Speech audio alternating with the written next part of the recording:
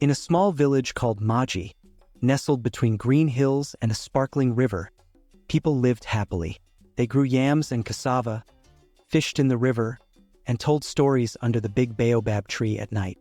Everyone in Maji knew each other and helped one another. One day, a strange old woman came to the village. She had white hair that stood up like a lion's mane and eyes that seemed to see everything. The villagers gathered around her, curious about this newcomer.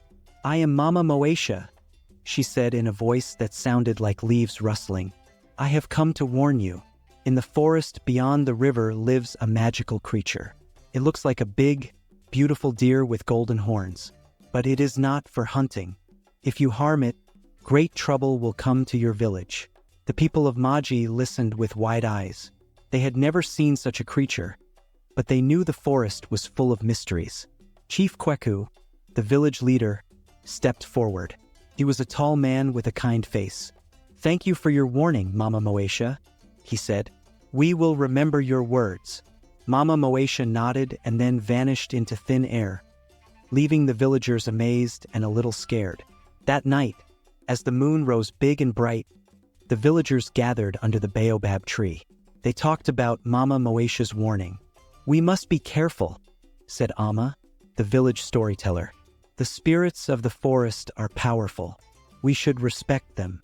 But Kofi, a young hunter with a proud heart, laughed. "It's just an old woman's tale," he said. "There's no such thing as a magical deer, and even if there was, why shouldn't we hunt it? We are great hunters." Some of the younger men nodded, agreeing with Kofi. They were tired of hunting the same animals all the time. A golden-horned deer sounded exciting. Chief Kweku frowned. "Kofi, we must be wise," he said. "The old ways teach us to respect nature and its spirits." Kofi shrugged. "Times change, Chief. We can't live in fear of old stories." The village was split. Some, like Amma, believed the warning. Others, like Kofi, thought it was nonsense. As the days passed, people started to forget about Mama Moesha's visit. Life in Maji went on as usual, but Kofi couldn't stop thinking about the magical deer. He dreamed about it at night, its shining coat, its golden horns gleaming in the sunlight. One evening, as the sun was setting, Kofi was walking by the river. Suddenly, he saw something moving in the forest on the other side. His heart beat faster. Could it be? Yes. There, in a clearing, stood the most beautiful deer he had ever seen. Its coat shimmered like starlight, and its horns glowed golden in the fading light. Kofi's hunter instincts took over. He forgot all about the warning. All he could think about was catching this magnificent creature. He ran back to the village, shouting, "I saw it! I saw the golden-horned deer!" The village came alive with excitement. Some people looked worried, remembering Mama Moesha's words.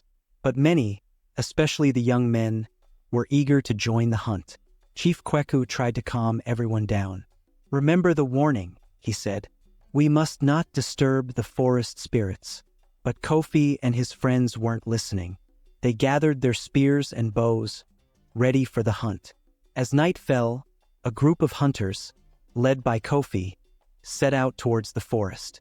The moon was hidden behind clouds, making the night dark and spooky. Amma watched them go, her heart heavy with worry. "Oh, Kofi," she whispered, "what have you started?" In the shadows of the forest, something stirred. Eyes gleamed in the darkness, watching the hunters approach. The air grew colder, and a strange mist began to rise from the ground. The hunt had begun, but little did the hunters know, they were the ones being lured into a trap. The forest had its own plans, and the price for disturbing its peace would be higher than anyone in Maji could imagine. As the hunters disappeared into the dark forest, the village held its breath, waiting to see what the night would bring.